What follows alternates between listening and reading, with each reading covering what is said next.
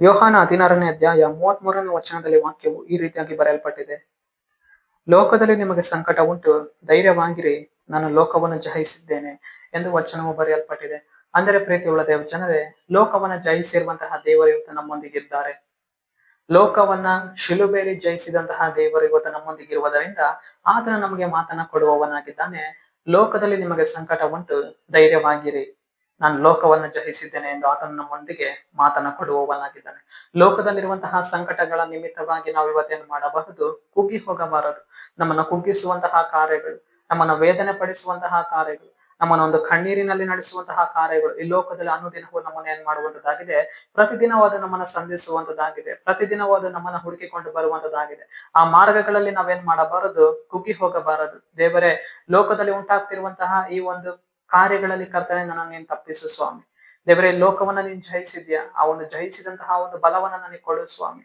ಆ ಶಿಲುಬೆಯಲ್ಲಿ ನೀನ್ ಹೇಗೆ ಈ ಲೋಕವನ್ನ ಜಯಿಸಿದ್ಯೋ ಅದೇ ಪ್ರಕಾರವೇ ನಾನು ಈ ಲೋಕವನ್ನ ಜಯಿಸಬೇಕು. ನೀನ್ ನನಗೆ ಸಹಾಯವನ್ನ ಮಾಡು ಕರ್ತನೆ ಅಂತ ಹೇಳುವಾಗ ಆತನು ನಮಗೆ ಏನ್ ಮಾಡುವವನಾಗಿದ್ದಾನೆ? ಸಹಾಯವನ್ನ ಮಾಡುವವನಾಗಿದ್ದಾನೆ.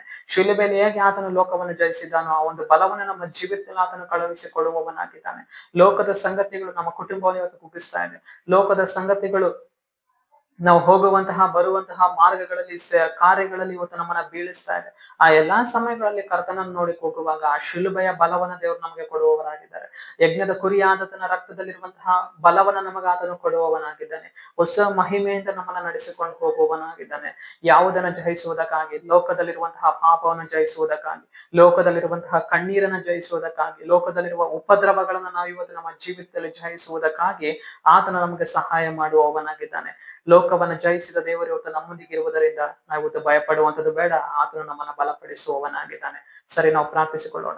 ಅಪ್ಪ ಕರ್ತನೆ, ನಿಂಗೆ ಸ್ತೋತ್ರ ಸ್ವಾಮಿ. ಈ ಮುಂಜಾನೆ ವೇಳೆಯಲ್ಲಿ ದೇವರೇ, ಈ ವಾಕ್ಯ ಭಾಗ ಸಂದೇಶವನ್ನು ನೋಡುವ ಜನಗಳನ್ನ ಸಂಧಿಸು ಕರ್ತನೆ. ನಿನ್ನ ಜನರ ಜೀವಿತದಲ್ಲಿ ನೀನು ಕಾರ್ಯವನ್ನ ಮಾಡಿ ಅಪ್ಪ. ಲೋಕದಲ್ಲಿರುವ ಸಂಕಟಗಳ ನಿಮಿತ್ತವಾಗಿ ನಾವು ಇವತ್ತು ಕುಗ್ಗಿ ಹೋಗುವಾಗ, ಕಣ್ಣೀರನ್ನಿಡುವಾಗ ಅದನ್ನ ನಾವು ಜಯಿಸುವುದಕ್ಕೆ ಅಪ್ಪ ನೀನ್ ನಮಗೆ ಸಹಾಯ ಮಾಡು. ಶಿಲುಬೆಯ ಬಲವನ್ನ ಕೊಡು.